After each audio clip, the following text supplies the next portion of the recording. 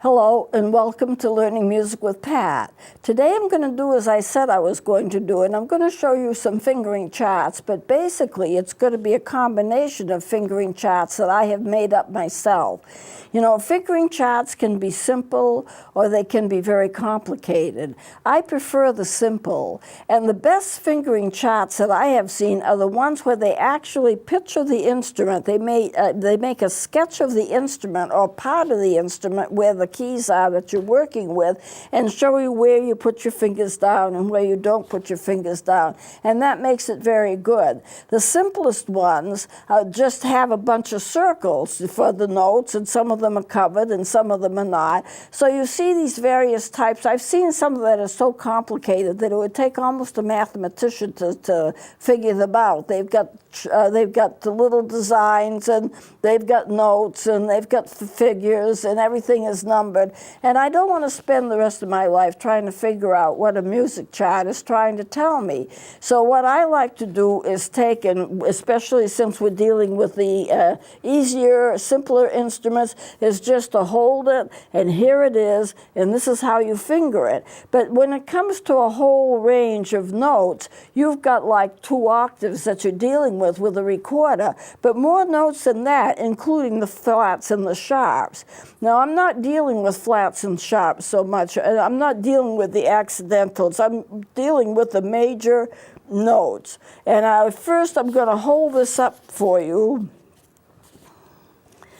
This is a full size, that is a full scale keyboard. And you'll notice that there's a section in the middle, and it starts on a C and it ends on a C 2 octaves up. These are the notes that I'm going to be showing you, because these are the notes that the recorders and other simple instruments will play. It starts down here. I need to look at this. It starts down here with a C, and then it goes 2 octaves up to the high C. What I want you to remember is that there are lots of notes below it, and there's some notes above it. So we are taking like mainly the middle section of a keyboard, and the lowest note, which is the low C, is going to be the middle C well, maybe I should put it up here. It's easier for me if I can just see it and point it to you at the same time. So I'm going to put this up. And I hope it decides to stay. Okay, so here's my pointer, and we can get this in for you. Good. This is the middle C right here. What you don't see when I show you a fingering chart is all of these notes down here, which is basically all the bass clef. This is full scale. It ends on an A, and it goes all the way up to here. So you've got like 3 octaves below that middle C that we're not accounting for. And here we have for the low C or the middle C, this is like a mid-range C right here, and this is like the high C up here. This is the highest that you can get. Now, a regular flute can get 1 octave up. They can get up to here, but of course we're not going into the flute. And then the piano can play the rest of these notes. As a matter of fact, these notes up here on this last octave are so high that they don't even write music for it. What they do is they stick to the lower octave right here and write an 8 VA. That means play it an octave higher than it's written. And the reason is that you would have so many lines, so many ledger lines, it would be very difficult to read the music if we just kept adding more and more ledger lines. So all of this is bass clef. This is middle C. It's toward the middle of the instrument, but not exactly in the middle. It's a little left of the middle. 1 octave, 2 octaves. Flute is a 3rd octave, and piano is that 4th octave. So we are dealing just with these notes right here. And for the most part, I'm not going to be doing, unless I have the time for it, I'm not going to be doing any sharps and flats. I'm going to be doing just the regular notes instead of the accidentals. So let me get this back up. I hope this won't be too complicated, but I am combining things together to give you, I think, the best representation of what the fingerings actually are. So we're going to be looking at both sides of the chart, if we can do that. If we can't, we'll just do the right side. Yeah, that's good. So, as I explained before, here's the scale. This would be mid-range. Now, this is going to be the low C. This is going to be middle C, the low C. So this is the scale all the way up to the high C. And this would be the middle C right here. And then we are dealing with the notes going up from here. I don't have them all the way up to C, but this is going up. So on the keyboard, on the staff, this is where that C is, and I have it on this side, and you can see very clearly that this is the low C, and on the piano, it's going to be right here.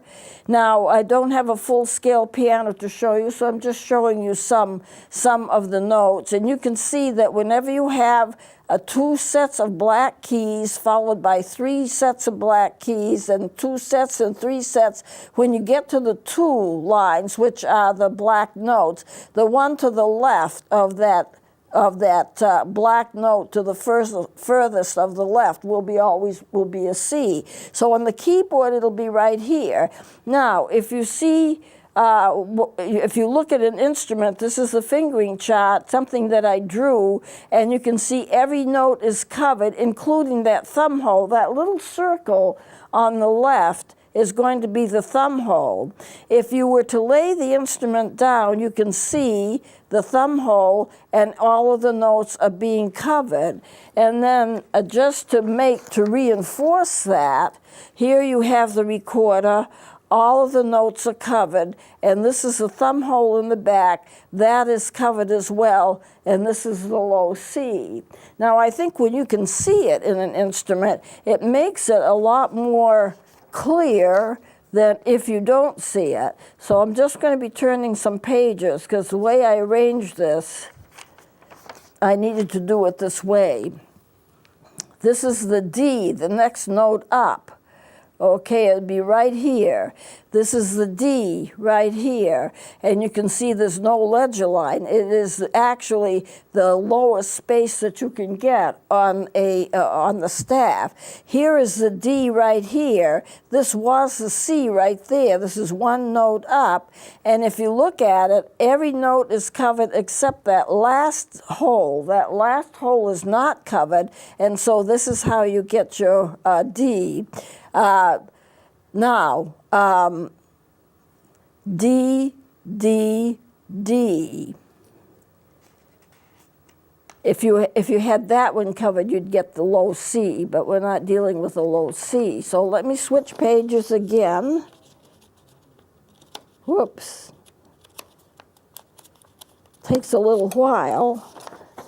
If you are to look at the regular recorder, you can see B, A, G, F, E, D. This is covered, and the tone hole is covered in the back, and this is where it is on the staff. So there's your D. We are going up one at a time until we get the 2 octaves done. Hopefully we will get the 2 octaves done. Now for the E. The E is just one less covered. So the E is going to be right here on the staff. It's going to be right here on the keyboard. And these are the notes that are going to be covered.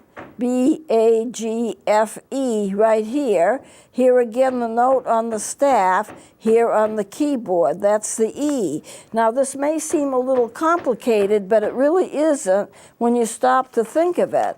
And then when you look at the regular recorder, you can see B, A, G, F, E right here. And the tone hole, of course, is covered, and that's where it is on the staff. And what you're going to end up by doing is just lifting one note at a time until you have it all done. And by the way, if you do hear some extra sounds and noise, it's because there's construction going on in this building. I hope it doesn't interfere with what you hear, but we can't stop it. The F is right here, Here we go right here, F, F. And we have, this is the note, the way that it's fingered on the recorder. Here it is on the keyboard. Now, on the Baroque instruments, B, A, G, F, you skip one and you add that extra note, and I'll show that to you on my own instrument. And when I usually start, I start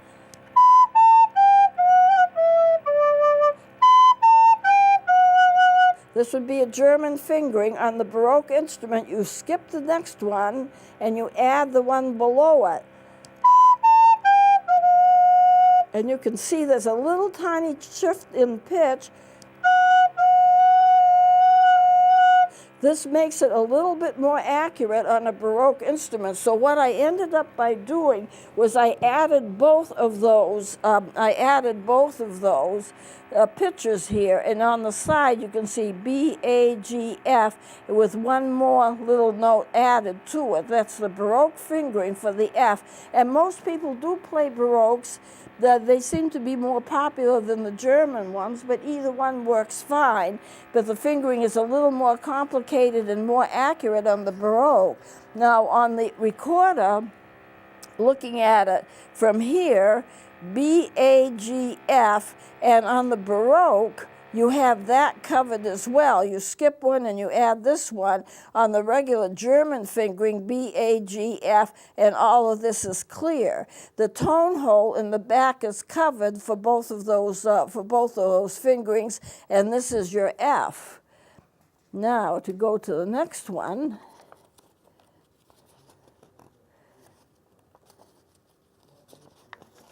here is your G. The G you can see on the regular staff is up here. We've gone C, D, E, F, G right here, and it's here on the staff. It's the same as that. And here it is on the keyboard. It's right up here. So we've gone C, D, E, F, G, and you only have 3 notes covered with the tone hole covered. You can see it if the instrument is laying down, 1, 2, 3 plus the back hole, 1, 2, 3 plus the back hole. It really is a fairly easy note to be able to play. And if you look at the recorder, you have B, A, G. Right here is the G, and the tone hole is covered. That's the easiest way, really, to show it. There are different ways of showing fingering charts, but I think that this may be, if you can put it all together in your mind, may help you to remember what the fingerings really are. Then you have the A. The A is only 2 fingers down plus the tone hole. You can see it here, 2 fingers down plus the back thumb hole, and it's right here on the staff, right here on the keyboard, right here on the staff. I've tried to show it to you in different ways so you get a good picture of what it really is. Then in a recorder, regular recorder, this is the A, this is a tone hole covered, this is where it is on the staff. Now, a lot of teachers don't even show you where it is on a keyboard or on a range of notes, but I like to do that because I like to have you understand exactly what the range of notes is and where the notes are on a keyboard, so you'll have just a better understanding of what the placement of notes is. Now we go to the B. The B is right here, only 1 note down. Now usually when I start an instrument, start a student playing an instrument, I try the B first because it's easier to balance the instrument. If I tried other notes, it would be easy to drop it. Instruments are easy to drop. Here's the B. You have your thumb hole in the back covered. You have your index finger on the left hand covered. And so it's very easy to kind of play it. You don't worry about these. And in the back, you just have your thumb to help balance it. And you can use your little pinky finger down here because it's not going to influence the pitch at all because you're not using these notes. If you were using these notes, then it might change the value of the note or the pitch of the note. and that's the B. And what I'm doing is I'm holding it with the little pinky here, the thumb and back, which is not covering anything, but is lifting me up, lifting it up, and then in my mouth the instrument goes. That's part of the balance. And of course you have the B and the thumb hole covered, so that's a part of the balance. With all of that help, it's a good note to start a student on. They're not so likely to drop the instrument. But I've seen instruments drop before. I've even done it myself, so it's not that hard to do. So that's the B. Now let me go on. If you look at the regular recorder, you will find that this is the tone hole covered, this is the B, and there it is on the staff. And so you see it that way as well. Then we're going to get to the C, which is the first octave up. If I can get the page turned right here. There we go. All right, so the C is going to be right there. There's your mid-range C right there. And your low C was there. The mid-range C is right here. Here it is on the staff. Here it is the way that you finger it. I'll want to demonstrate that. It is a little different.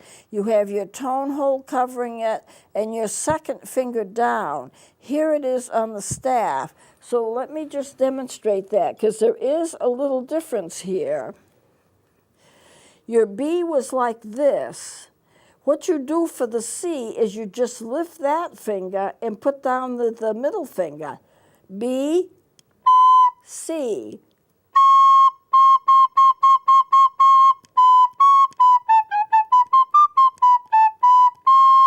And that's it. You do the switch. B, C, B, C. It's important that when you lift the B up, that you have the C down at the same time, because if you don't, you're going to get an extra note in there that you weren't intending to get. And what the extra note is going to be an A, because an A is when you have both of these notes down.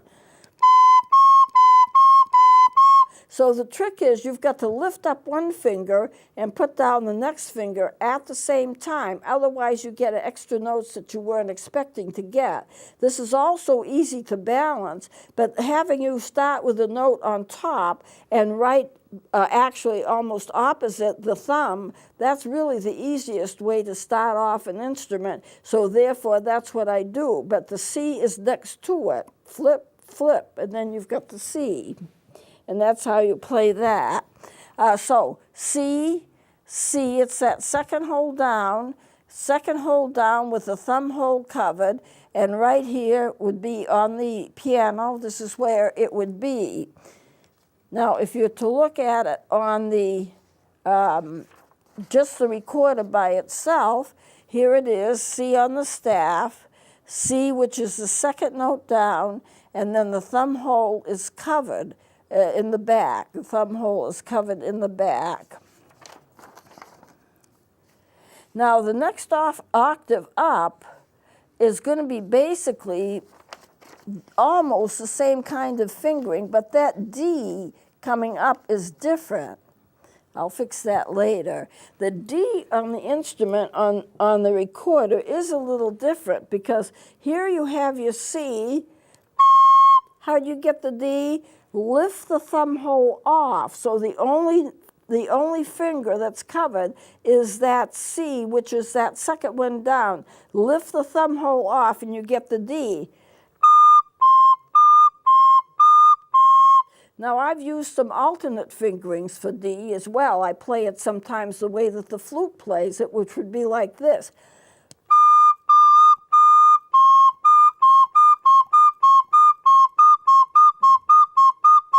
There's a little tiny difference in the pitch, but there are some recorders that get it so close that it really doesn't matter. And what fingering I use, the regular or the alternate, depends upon how easy it is to use it, depending upon the notes that come before that note and the notes that come after the note. Now, fingering can be a little complicated, and I mentioned this before, but it bears repeating. The saxophone has 5 ways to play a B flat. And how do you know which fingering to use? Well, there's similar fingerings, but you judge on the basis of what notes come before the B flat and what notes come after the B flat, and you choose one that's the easiest to use. So if I'm doing, because I'm used to playing flute a lot,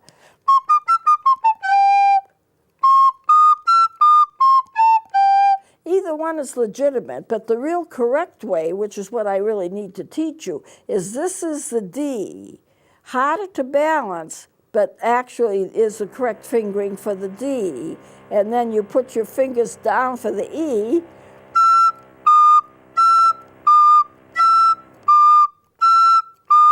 So is it any wonder that you might want to use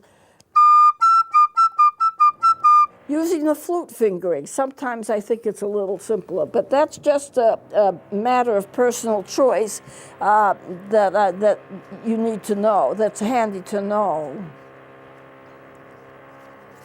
On the recorder, here is the D right here, and here is the C fingering, and you notice that the tone hole is vacant. It is not covered, and that's where you get that D. You lift that tone hole, you pull that thumb to one side or pull it down so it leaves that without a covering, and play the C, and what do you get? You get the D. So it's a little tricky, but it does work, and that's the way that you need to do it. And if you use, well, let's get to the E. Now, the E at this point is interesting because when you get into the high E, it's the same as the low E, but now you have to half hole the thumb hole in the back. That half hole, if you look at it right here, the thumb hole is only half covered. That throws your low E into the high E. And if I'm to demonstrate that, here's your E.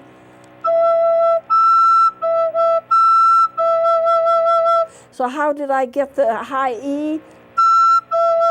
I just pulled my thumb down a little bit so that that is open, say a half a step.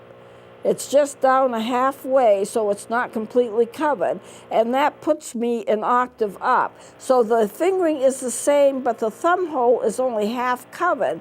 If I put it on full coverage, you'll get the low E. If I pull it down and just have it half covered, you'll have the high E, and that's the way it is for a lot of octave notes on the recorder. Here it is right here. Here it is on the staff. We're getting up there, so now we've gone from this C down here all the way up to this E, and you can see that the note is half holed. Now, let me get to the next page, and you can see it more clearly on the drawing like this. This is the half hole. You can see the tone hole, and I have it just halfway covered. And that gets you the higher octave, and the E is right here. But the fingering is the same as the low octave. The only difference is the fact that you have now half-holed the tone hole in the back, the thumb hole in the back, and that bounces you up to that higher octave. That's how you do that. Now, for the next note, for the F, it's basically the same thing. That F is way up here, and it's up here. It's the last line of the staff, and here it is on the keyboard. You've gone from this C now to this F, you see, and this was the middle C, then the F, and then the higher F. Now, for the German fingering, you just have 4 down, 1, 2, 3, 4, plus half holding the tone hole. On the Baroque, you do a Baroque fingering, B, A, G, F, but you add that other note, and it's still half hold in the back. And you can see that even where I've got it in red, where it's you've got the 4 fingers down with 1 more added. That makes for your Baroque. The Baroque fingering for the F is the same as the normal Baroque fingering for the F, but if you just half hold the thumb hole in the back, it'll bounce you up for an octave. Now, If you look at it on a regular drawing, I've got both here, the German fingering B-A-G-F, and on the Baroque fingering B-A-G-F, and this other, you skip one and this other one goes down, and the half holding in the back, you can see that more clearly on that drawing, and that's what you have for the F.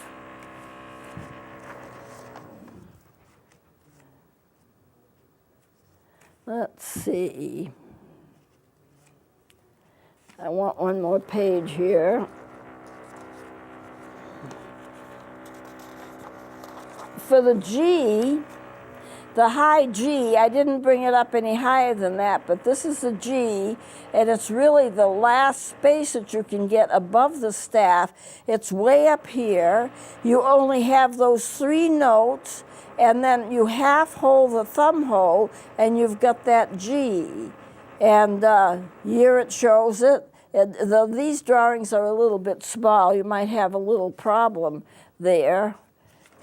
In the regular picture of the recording, this is the G, B-A-G, G right here, and you half hold the thumb hole, and that's how you get your G. G is not a hard note to play, and it's not a hard note to play the octave. Once you get a student so they can play the G, just have them pull the thumb down, and it bounces up an octave, and that's how you get that. Now, I've got to start watching my time. Well, I guess I have. I've only got 1 minute left. So I'm going to close it off here because I don't want to run over. So the higher notes are a little harder to get. And most of the time, I don't have students play above the G anyway. So we'll close it here. Sorry for the distraction of the construction, but I couldn't do anything about that. So we'll be doing something different next time. Please join me then.